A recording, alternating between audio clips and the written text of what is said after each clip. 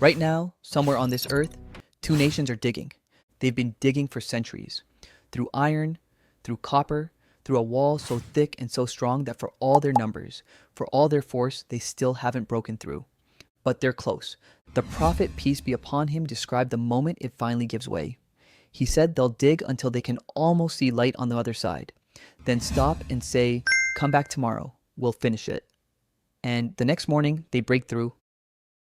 That morning hasn't come yet, but it's in the prophecy, it's written, and when it does, the world will have no answer for what comes next. This is Yajuj and Majuj, and if you've never heard this story properly, you're about to. Here's the number that will ruin your day. For every one person from the rest of humanity, there are 999 from Yajuj and Majuj, not soldiers, not an organized army, just people, human beings like you and me, descendants of Adam alayhi salam. Except their population is so incomprehensibly massive that the Prophet, peace be upon him, didn't describe them moving like a crowd. He described them moving like waves, not people, waves, a flood of humanity so overwhelming that the world simply isn't built to contain it.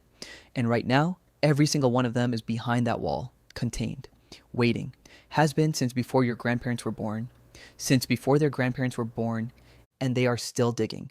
Nobody knows where it is. Scholars have searched for centuries, explorers have theorized, people have pointed at the Great Wall of China, the Caucasus Mountains, the passes of Central Asia.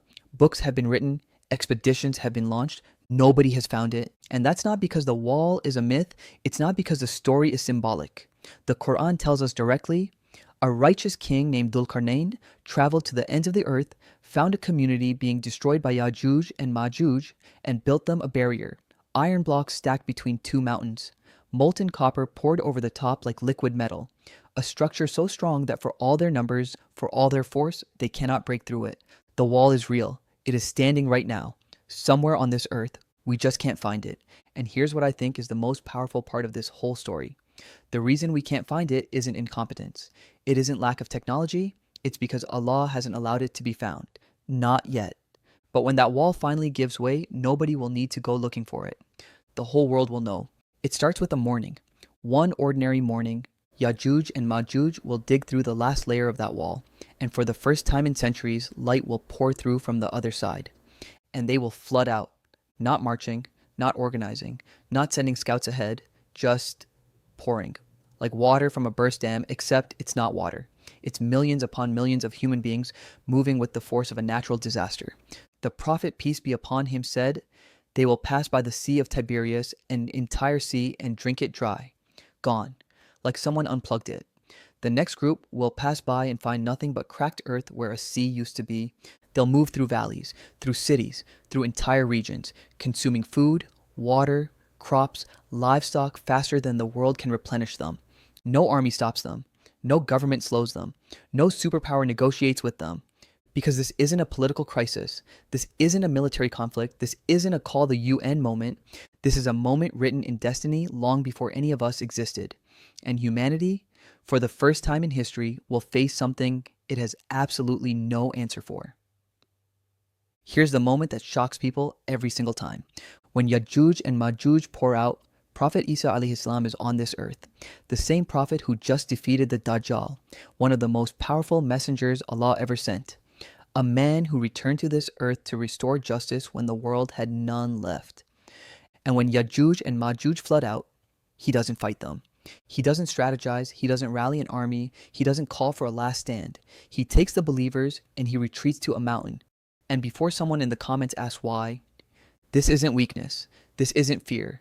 This is a prophet who understands something most of us spend our entire lives trying to learn. That there are moments in this world that are not yours to solve. That there are events only Allah controls. And the most powerful thing a human being can do in those moments is not reach for a sword. It's raise their hands. So Isa alayhi salam raises his hands and he makes dua, and the believers with him make dua, and Allah answers with a worm, a tiny parasite sent to their necks, all of them, all at once. And the force that no army could slow, no nation could stop, no superpower could negotiate with, falls in seconds by something no human eye could even see. No missiles, no battles, no strategy, just the command of Allah. Here's what I want you to take from this. Not fear, not panic, not a spiral into end times anxiety at 2 in the morning. This. The Prophet, peace be upon him, knew we would hear these stories. He knew they would shake us, and he still taught them. Because being shaken is the point, not so you fall apart, so you wake up.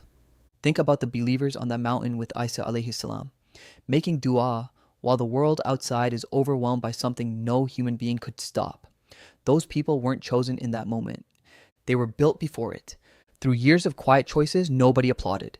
Consistent worship, nobody witnessed. Honest character in moments, it would have been easier to compromise. Patience that never made it onto anyone's timeline. That's who stands firm when the world shakes. Not the strongest, not the most tactical, the most connected to Allah. And that connection doesn't start when the wall breaks, it starts now.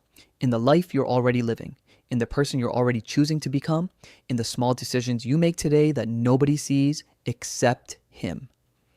So let this story do what it was always meant to do. Not scare you into paralysis, wake you into purpose. And that is the story of Yajuj and Majuj. A wall nobody can find, 2 nations nobody can count, a break nobody can stop, and an ending nobody expected. But here's the question I want to leave you with. Not about them, about you. The believers who stood on that mountain, who made dua while the world outside collapsed around them, they weren't chosen in that moment. We already established that. They were built long before it arrived. Through quiet choices, consistent worship, a connection to Allah that didn't start when things got hard. It started on an ordinary day, just like today. So the only question that actually matters after watching this is a simple one. Are you building right now? Because the wall is still standing. The morning hasn't come yet. And the time between now and then is exactly the gift Allah is giving you. Don't waste it. Drop wall in the comments for the full Dhul Qarnayn deep dive, the king, the journey, and what scholars say about where that barrier might actually be. Drop next for the Dajjal, the descent of Isa alayhi salam, or the sun rising from the west. And if you're new here, subscribe, because this is only the beginning.